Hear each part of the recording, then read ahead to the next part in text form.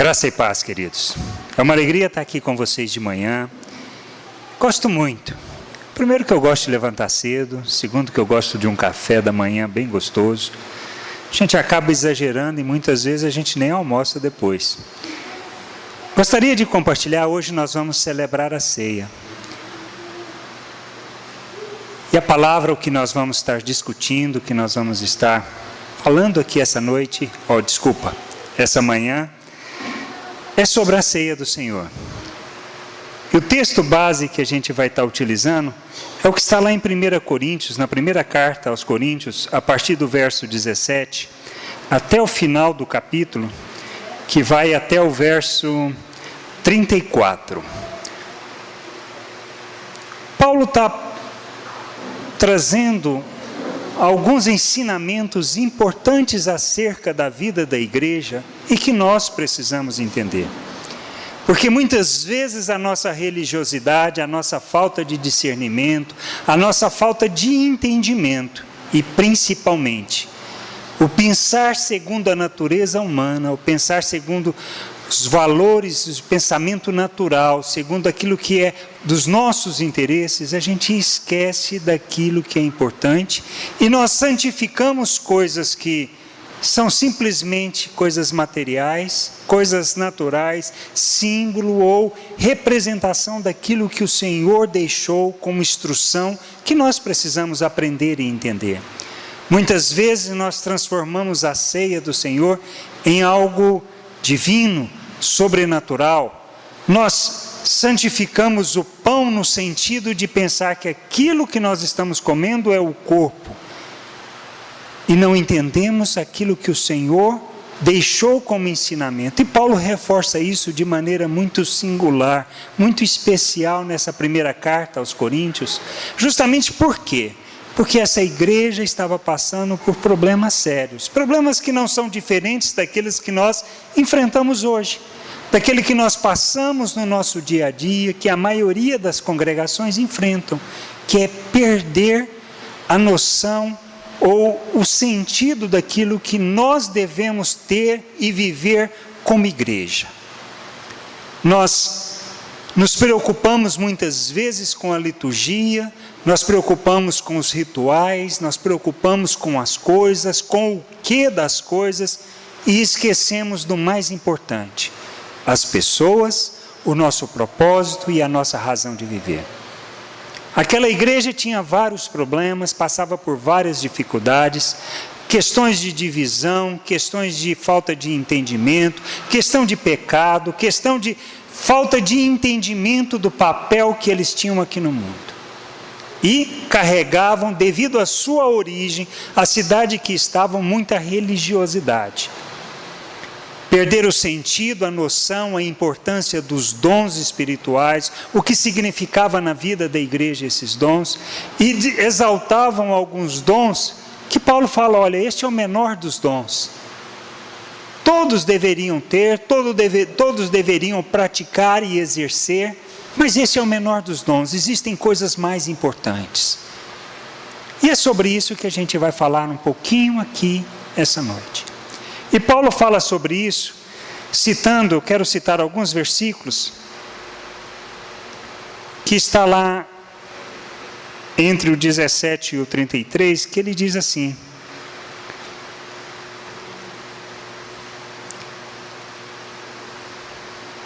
o primeiro aspecto da ceia que ele fala, é lá no verso 22, que diz assim, olha, será que vocês não têm casa onde comer e beber? Ou desprezam a igreja de Deus e humilham os que nada têm? Que direi? Eu os elogiarei? Por isso, certamente que não. Pois recebi do Senhor o que também entreguei a vocês, que o Senhor Jesus, na noite em que foi traído, tomou o pão e, tendo dado graças, partiu e disse, isto é o meu corpo que é dado em favor de vocês. Façam isso em memória de mim. Da mesma forma, depois da ceia, ele tomou o cálice e disse, este cálice é a nova aliança, aliança no meu sangue. Façam isso sempre que o beberem em memória de mim. Porque sempre que comerem deste pão e beberem deste cálice, vocês anunciam a morte do Senhor até que ele venha. Portanto, todo aquele que comer o pão ou beber o cálice do Senhor indignamente, será culpado de pecar contra o corpo e o sangue do Senhor. Examine-se cada um a si mesmo, e então coma do pão e beba do cálice. Pois quem come e bebe sem discernir o corpo do Senhor, come e bebe para a sua própria condenação.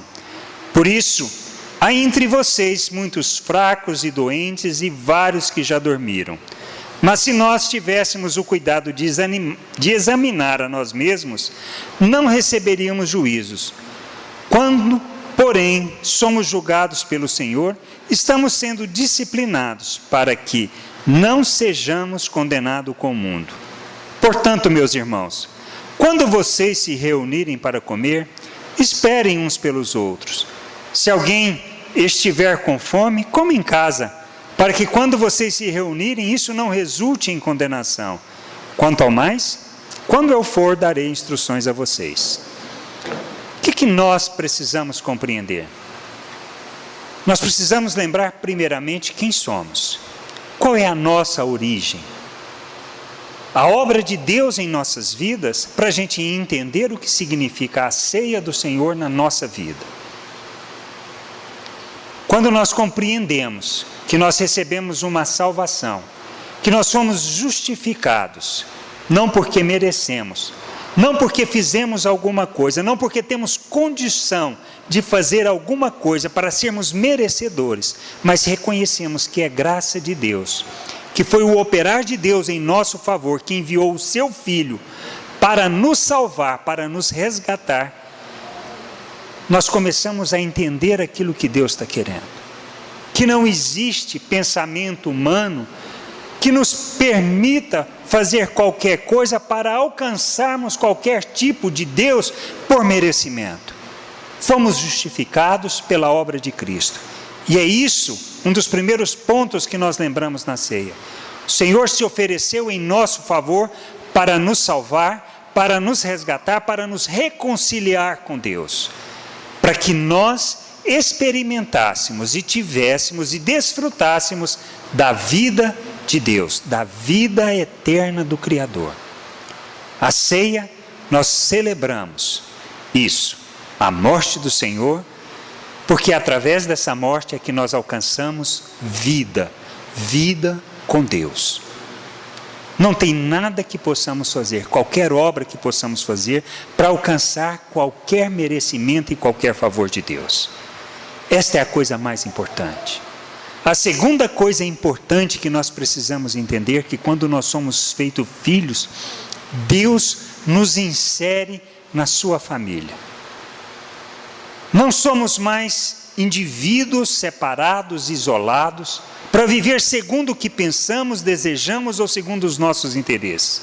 Mas fomos inseridos na família de Deus. Somos membros de um corpo, membros do corpo de Cristo. Por que Deus fez isso? Muitas vezes a gente pensa assim, existe forma mais fácil de Deus operar e de realizar as coisas, e existe. E Ele poderia usar do seu poder para fazer isso. Mas isto não foi nunca o interesse de Deus. Porque o plano eterno dele foi se manifestar e se revelar através da sua família. Nós muitas vezes pensamos em igreja como instituição, como uma coisa que eu vou para atender uma necessidade que eu tenho. Mas não é para isso que Deus nos chamou. Deus nos chamou para fazermos parte da sua família, membros do corpo de Cristo. Esse é o aspecto importante que nós temos que entender e compreender na nossa vida. Nós nos reunimos aqui não para cumprirmos rituais, não para satisfazer uma necessidade individual de se sentir justificado diante de Deus por ter cumprido uma obrigação religiosa. Nós nos reunimos aqui para celebrarmos como família aquilo que nós somos. Nós celebramos a ceia uma vez por mês. Poderíamos celebrar toda semana. Poderíamos celebrar todos os dias. E nós devemos lembrar que quando nós sentamos à mesa, quando nós partilhamos da comida, não é simplesmente o ato de comer, mas sim, o mais importante é aquilo que nós fazemos à mesa. Nós precisamos aprender que nós partilhamos da comunhão e do relacionamento. Por isso que a igreja, no início, eles partiam o pão de casa em casa. Eles sentavam todos os dias, eles conversavam, eles tinham comunhão. Por quê? Porque houve o entendimento de que não eram mais indivíduos isolados, buscando seus interesses, mas agora vivendo como família de Deus, como membro de um corpo. Essa é a razão da nossa existência. Por quê? Porque através deste corpo, através da igreja, a assembleia, o ajuntamento dos membros deste corpo, que somos nós, que Deus cumpre o propósito que estabeleceu desde os tempos eternos. A igreja tem um propósito primeiro, como está lá em Efésios. Paulo escrevendo, ele diz que através da igreja a multiforme sabedoria de Deus será conhecida de todo principado e toda potestade. A razão da nossa existência é revelar essa multiforme sabedoria de Deus a todos os poderes celestiais, aos anjos e demônios. Pedro, escrevendo em sua primeira carta, ele diz que nós somos um reino de sacerdotes, somos uma nação santa, um povo de propriedade exclusiva de Deus. Para quê? Para revelar as virtudes de Deus diante dos homens. Por isso nós fomos tirados do império das trevas e transportados para o reino do seu Filho. Manifestar a sabedoria de Deus e revelar as virtudes de Deus. E Jesus falou sobre isso em sua oração quando ele pediu ao Pai. Ele disse para que nós fôssemos um com Ele e com o Pai, assim como Ele era com o Pai, que nós fôssemos um com eles e uns com os outros. Para quê? Para que Jesus, Ele fosse conhecido como o enviado, o Salvador, o reconciliador. Por isso o nosso papel neste mundo é o quê? Reconciliar os homens com Deus. O nosso papel é levar a salvação de Deus, é levarmos Deus até os homens. Como a gente faz isso? Através da santificação do nosso procedimento. Por isso o tema desse ano fala sobre isso, viver de modo digno da vocação. Viver de modo digno do chamado, viver de modo digno do evangelho. Do que ele está falando? Andarmos como cidadãos do reino de Deus, tendo esse entendimento que não sou mais indivíduo, que eu não estou aqui para buscar os meus interesses, que meu emprego não é o fim da minha vida, que minha escola não é o objetivo fundamental da minha vida, que a minha formação profissional não é a coisa mais importante da minha vida. Tudo isso são meios para eu cumprir o meu propósito através da igreja, junto, como membro deste corpo. Se nós entendermos e invertermos a forma de pensar, por isso que Jesus disse, olha, se quer ser meu discípulo? Tudo bem, beleza, tome a tua cruz, não a cruz dele, tome a tua cruz, negue-se a si mesmo e siga-me. O que é seguir Jesus? Ser imitador dele. É como Paulo iniciou esse capítulo 11 que a gente lê, olha, sede meus imitadores, como eu sou de Deus, como eu sou de Cristo. Nós precisamos entender isso. E a ceia é justamente para lembrarmos destas coisas. Primeiro, não sou indivíduo mais. Segundo, eu não vivo aqui neste mundo para buscar os meus interesses, mas para buscar a vontade de Deus e expressar essa vontade de Deus através da igreja, que se dá não pelo ajuntamento, mas pela maneira como nós nos relacionamos e vivemos. como nós nos relacionamos, na maneira quanto eu sou grosso, estúpido, ou quanto sou educado, sou gentil e amável no tratar as pessoas.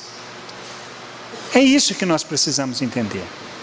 Por isso, quando a gente olha o fruto do Espírito, que nós temos que revelar, que nós já recebemos, que nós já temos, porque em Efésios, Paulo fala, olha, toda sorte de bênção já nos foi dada, nós não precisamos de mais bênçãos, nós já recebemos toda a sorte de bênção, nós já fomos abençoados com tudo o que necessitamos e precisamos, nós já temos tudo, como ele fala lá Pedro fala em sua primeira carta, que nós já recebemos tudo o que nós necessitamos para viver uma vida que agrada a Deus. Por isso o tema do ano passado, do ministério, falou que recebereis poder ao descer sobre vós o Espírito Santo. Nós recebemos o Espírito. O Espírito Santo que habita em nós, que fez em nós morada, pois nós somos o templo do Espírito, Ele nos habilita, Ele nos capacita, Ele nos dá da autoridade. A autoridade para vivermos conforme a vontade e o querer de Deus neste mundo. Essa é a transformação de entendimento que Paulo fala lá em Romanos 12, 1 e 2, quando ele fala para nos oferecermos a Deus, para transformar pela renovação do entendimento. É entendermos essas coisas espirituais e deixarmos de viver neste mundo de forma egoísta, voltados para nós mesmos e para os nossos interesses, e esquecendo do outro, do meu irmão. A ceia é para lembrarmos disso, que eu não sou indivíduo, que eu não sou sozinho, mas que eu faço parte da vida de cada um, sou responsável por cada vida. Que a autoridade que Deus me deu é para que eu possa trabalhar em favor das outras pessoas, não buscar só os meus interesses, mas o interesse dos outros. E se a necessidade do outro sobrepõe a minha liberdade, eu vou trabalhar pelo interesse do outro, não pela liberdade que eu tenho. Como Paulo nos instrui e nos ensina. Olha, se isso vai enfraquecer o irmão, eu vou deixar de comer carne, não tem problema nenhum, mas eu vou deixar por causa dele. É esse entendimento que nós devemos ter quando nós celebramos a ceia. Que somos corpo, que somos membro, que somos família. E que o objetivo de estarmos aqui juntos é para celebrarmos, nos alegrarmos, que nós cantamos, é para lembrarmos que somos família, que temos um Pai, não simplesmente por um ato religioso de adoração a Deus, como se Deus precisasse disso, como se Deus precisasse ser reconhecido por aquilo que nós fazemos. Deus não necessita disso, isso que nós temos que entender. Deus quer ser conhecido por nós. Tudo que Ele fez, toda a obra, todo o seu realizar, todo o seu operar, só tem um propósito, dele se fazer conhecido, e que nós o desejemos conhecer, como Ele quer ser conhecido e não como nós pensamos ou desejamos. Por isso vamos celebrar a ceia hoje. Vamos repensar dia após dia, manhã após manhã, ou noite quando você não acorda bem de manhã e não consegue raciocinar. Que a razão da nossa existência, das nossas vidas, não é para vivermos a nossa vida, buscarmos os nossos interesses, mas para vivermos a vontade de Deus como membros de um corpo, trabalhando pela edificação uns dos outros, exercendo a autoridade no sentido de aquilo que recebeu, os talentos, os dons que Deus deu, em favor do crescimento, da edificação da igreja, da maturidade da igreja e principalmente para que nós, como corpo, revelemos o Senhor Jesus no mundo. Nós precisamos, nós temos que mudar essa forma de pensar, a forma que nós temos de raciocinar. Deixar de pensar segundo o pensamento natural, segundo o pensamento deste mundo, e vivermos a vontade de Deus aqui, hoje, nessa terra. revelarmos o reino de Deus neste mundo. Por isso a ceia é para lembrarmos dessas coisas. Que estamos com Deus não porque somos bons, não porque fizemos alguma coisa, mas porque Ele fez em nosso favor. Ele nos amou primeiro. Nos amou, deu seu Filho para que pudéssemos reconciliar com Ele. Ele nos deu do seu Espírito, que nos capacita, que nos habilita, que nos faz lembrar de suas palavras, que nos faz lembrar dos seus ensinamentos, para vivermos neste mundo como filhos, como igreja, como família, revelando o Pai, revelando a sua vida às pessoas que precisam dessa luz e dessa vida. É nosso papel. As outras coisas são todas meios para a gente realizar este processo de Deus. A salvação está resolvida. Mas a questão não é a nossa salvação. É a salvação daquele que não conhece e ainda não compreendeu quem é Deus e por que Ele nos criou. Mas isso depende de nós, de mudarmos a nossa postura, mudarmos a nossa forma de agir neste mundo. Deixarmos de ser crianças espirituais e caminharmos rumo à maturidade, à santificação do procedimento, não para estarmos mais perto de Deus, porque nós não precisamos disso, porque Ele já está em nós, nós já estamos nele. O que nos faz estar na presença de Deus não são as nossas obras, mas é o sangue de Cristo que nos santifica, nos purifica, nos apresenta de forma santa, inculpável e irrepreensível. Mas santificamos para que nós levemos o nosso Deus às pessoas que tanto precisam e que não sabem que precisam. Nós precisamos mudar. Nós precisamos resetar tudo o que é ensino de homem religioso e que não traduz a vontade do Pai. Amém?